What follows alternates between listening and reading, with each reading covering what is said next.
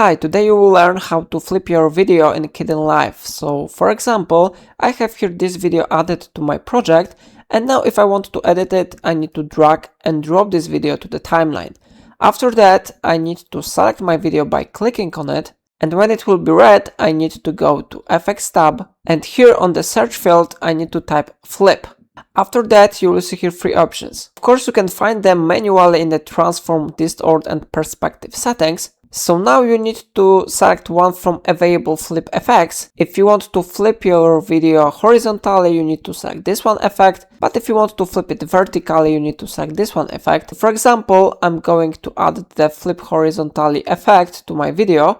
So I need to drag and drop this effect to my video. And after that, you will see here the flip horizontally effect. But if you want to additionally add the flip vertically effect, you need to drag and drop this effect to the video. And you will see here this one effect, yeah? So now if you will play it, you can easily check that this effect has been successfully implemented to our clip. So in this way, you can easily add flip vertically and flip horizontally effect in Kdenlive. If I helped you, remember to like this tutorial and subscribe my channel. Please let me know in comment if it's of your problem.